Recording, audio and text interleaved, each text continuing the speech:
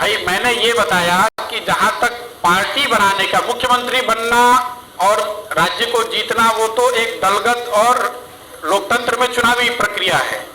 मैंने कहा कि अगर हम लोग पार्टी बनाने का की तरफ बढ़ते भी हैं तो वो प्रशांत किशोर की पार्टी नहीं होगी। उसमें जो लोग साथ में आकर पार्टी बना रहे होंगे, एक ईंट उनकी होगी, एक ईंट मेरी भी होगी।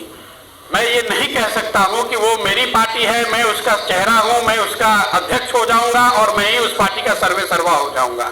मैंने जैसा आपको पहले बताया, अगले 3-4 महीनों में ये जो 17-18 हजार लोगों को हम लोगों ने चिन्हित किया है, इनमें से जो लोग भी जन स्वराज की परिकल्पना से, जो लोग भी बिहार के लिए जो हम सोचते हैं या जो उनकी सोच है, अगर हम लोग उसको अलाइन कर पाए और वो साथ में आकर अगर तय करते हैं कि हम सबको पार्टी बनाने की या किसी तरह की एक संगठन या मंच को बनाने की जरूरत है, उस समय वो कॉल लिया जाएगा।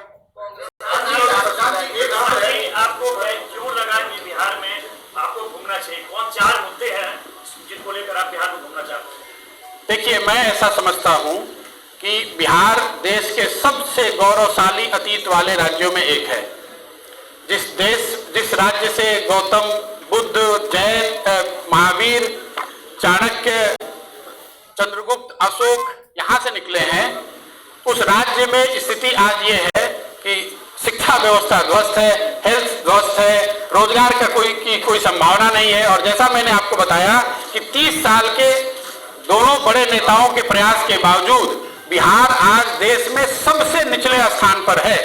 ये मेरा नहीं आकलन है, ये भारत सरकार के डेटा है, भारत सरकार ने ये बताया है। और जिनकी सरकार आज बिहार में है, उनकी ही सरकार देश में है। ऐसा भी आप नहीं कह सकते हैं कि ये विपक्ष की सरकार दिल्ली में है इसलिए वो गलत डेटा दे रहे हैं। अब नीतीश जी से मैंने एक कोई प्रेस वार्ता उनकी देखी, नीति आयोग पर कुछ लोगों ने सवाल पूछा तो उन्होंने कहा, अरे इनको कुछ पता है।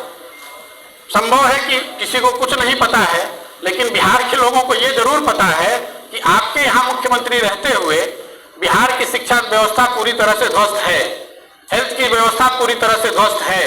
बिहार के हजारों लाखों लड़के यहाँ से बाहर जाकर सबसे कठिन और दुरूह परिस्थितियों में काम करने के लिए मजबूर हैं। कांग्रेस के साथ आपकी बैठकें चली, कहा विश्वा कि प्रशांत किशोर और कांग्रेस की बात होती है? नहीं, कांग्रेस को लेकर जो बात हुई है उसको मैंने ऑन रिकॉर्ड भी कहा है। जहां तक कांग्रेस के साथ उनके मौजूदा स्थिति के असेसमेंट का सवाल है, उन्होंने जो संजीदगी और सीरियसनेस जो उनको दिखाना चाहिए था उन्होंने दिखाया। उन्होंने कमेटी बनाई, कांग्रेस की टॉप लीडरशिप साथ में बैठी, उन्होंने जो मैंने उनको दिखाया या जो मेरी सोच के अनुसार मैंने उनको बताया उससे उनकी पूरी सहमति थी। उसके बाद जो इस चीज को करने के लिए रास्ते बताए गए उस पर भी गहन चर्चा के बाद एक सहमति बनी कि इन रास्तों पर चलकर बेहतरी हो सकती है। लेकिन उसको एग्जीक्यूट करने की जो बात है उसके लिए उनके मन में एक परिकल्पना है एम्पावर्ड एक्शन ग्रुप की। वो चाहते थे कि मैं उस एम्पावर्ड एक्शन ग्रुप में ज्वाइन करके एक मेंबर के तौर पे उस जिम्मेवारी को निभाऊं। मेरा जो डिफरेंस ऑफ ओपिनियन रहा है वो इतना ही रहा है कि empowered action group will be formed with an executive order of the Congress president. तो एग्जीक्यूटिव ऑर्डर से बनाए हुए किसी ग्रुप के पास इतनी ताकत, इतनी सैंक्शन नहीं होगी जो कि कांग्रेस में आमूल चूल परिवर्तन को लंबे समय में लागू कर सके, क्योंकि कांग्रेस के कॉन्स्टिट्यूशन के हिसाब से कांग्रेस को चलाने के लिए पहले से व्यवस्था बनाई गई है। उसमें अगर आप कोई बाहर से ग्रुप बना देंगे और उसको अगर कॉन्स्टिट्यूशनल, कांग्रेस के कॉन्स्टिट्यूशन के हिसाब से पूरा सैंक्शन नहीं होगा तो आगे के काम करने में विरोधाभास हो सकता है और वो चीज काउंटर प्रोडक्टिव हो सकती है। मैं उनका शुक्रगुजार हूं कि उन्होंने मुझे बुलाया, मैं उनका शुक्रगुजार हूं कि उन्होंने मेरी बात में कुछ सही बातें पाई, लेकिन मुझे ऐसा लगा कि मैं उसमें जुड़कर कुछ ऐड नहीं कर सकता हूं, इसलिए मैंने उसको हम्बली मना कर दिया। सवाल है कि आपकी बातों पर कितना भरोसा किया जाए, क्योंकि आप ही थे जिन्होंने कहा कि बिहार में बाहर है, नीतीश कुमार है, और फिर मिडवे में आप छोड़ के चले गए। और आप आज आरटीडी की भी बात कर रहे हैं, लेकिन उस अलायंस में आप उसके आर्किटेक्ट भी थे। दूसरी बात है कि नरेंद्र मोदी के पीछे भी आप भी थे कि अब की बार मोदी सरकार। मेरा ये कहना है कि बिहार की जनता आपकी बातों पर कितना भरोसा करे, क्योंकि आपका एक ट्रैक रिकॉर्ड ये भी रहा है कि मिड वे में उस कैंपेन को छोड़ के चले जाना भी। आप उनके साथ में बहुत सारे लोगों को आपने नेताओं को अलग अलग राज्यों में लाया और उनको लगता है कि उनका भविष्य अदर में लटका हुआ है।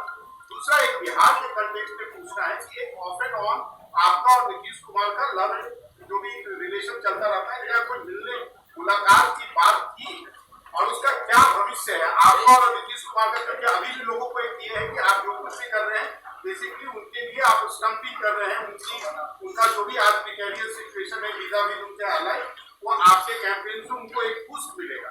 देखिए, जहां तक पहली बात का जवाब है, आपने ठीक कहा। जो भी मैंने काम 10 वर्ष किया, अलग अलग राज्यों में अलग अलग नेताओं के साथ काम किया, तो स्वाभाविक है कि आप या जो लोग भी इसको देखना या मुझे जज करना चाहते हैं वो उसी के आधार पर जज करेंगे।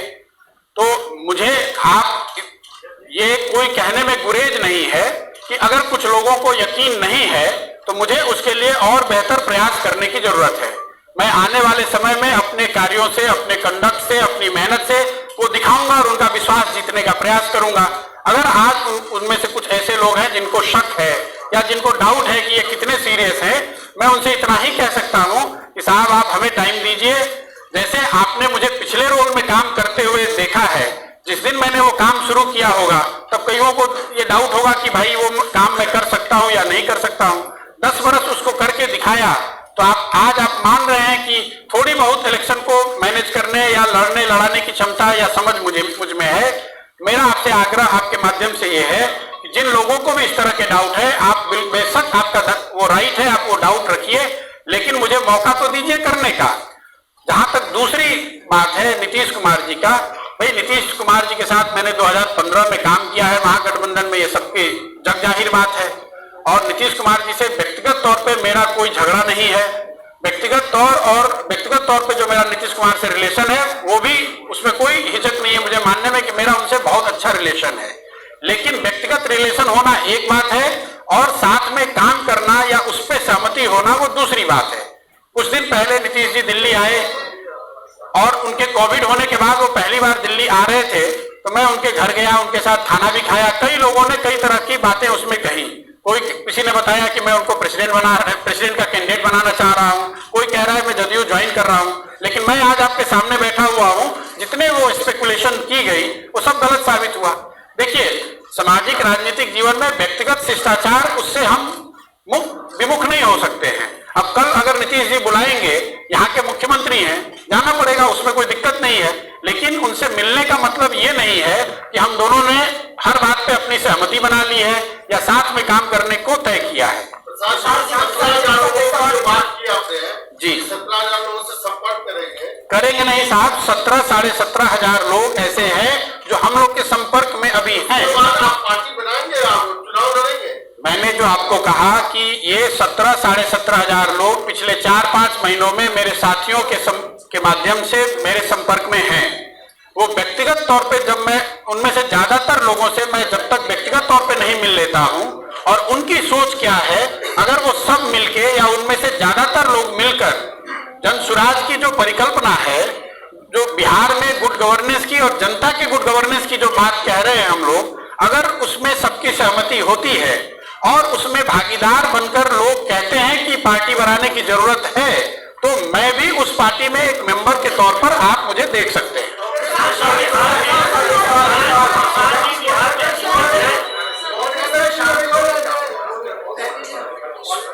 सॉरी सर,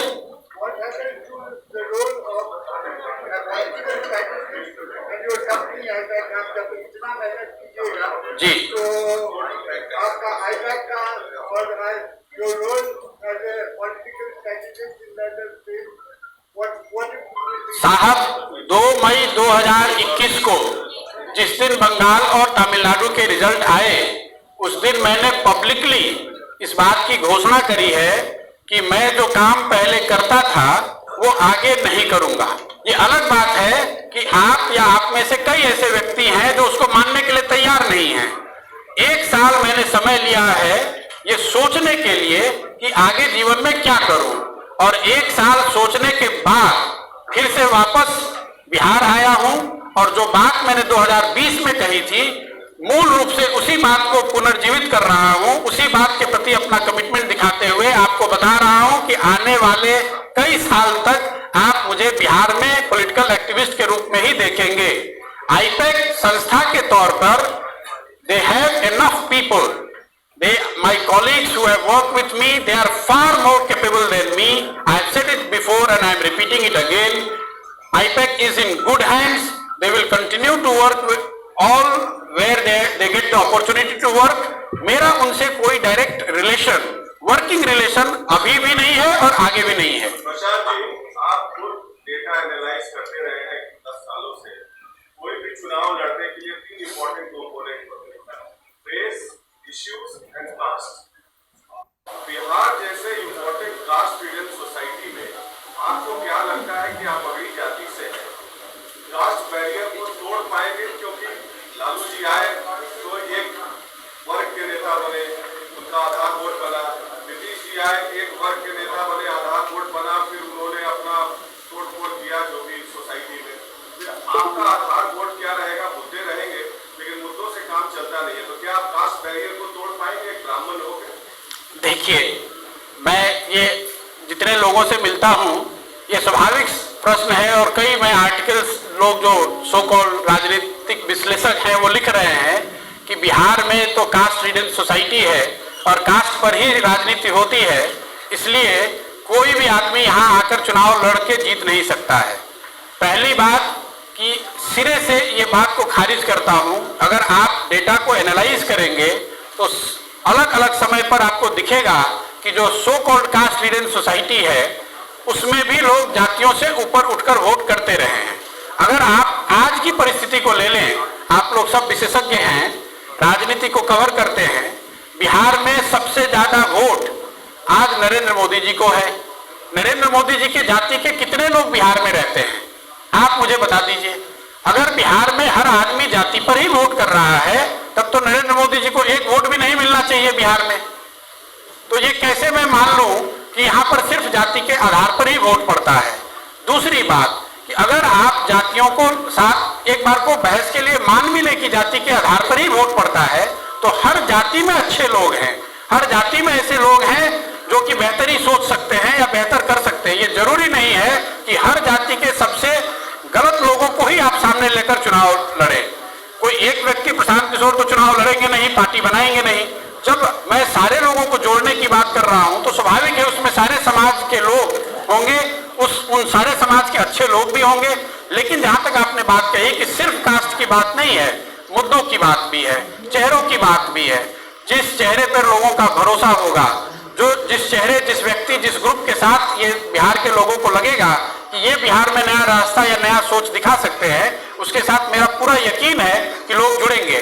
और जहां तक मुद्दों की बात है, मैं बात अपनी कंप्लीट करूं, सिर्फ मुद्दों को समझने के लिए कोई बिहार में आप मुझे एग्जाम्पल बता दीजिए पिछले 15-20 साल में जिसने इतना बड़ा प्रयास किया हो। मैं 3000 किलोमीटर पैदल चलने की बात कह रहा हूं, लगातार 8 महीने 1 साल उनको समझने के लिए, लोगों को ये विश्वास दिलाने के लिए लोग क्या सोचते हैं, लोग क्या करना चाहते हैं और लोगों की आशाएं और अपेक्षाएं क्या है, उस चीज को समझने में मैं अगला 1 साल लगाना चाहता हूं। मैं चुनाव से 6 महीने पहले आकर कोई पार्टी बनाकर चुनाव लड़ने की प्रक्रिया का हिस्सा अभी नहीं हूं।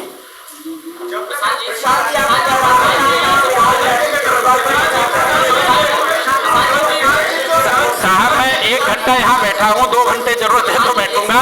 आप एक एक करके पूछेंगे तभी मैं आंसर दे सकता हूँ।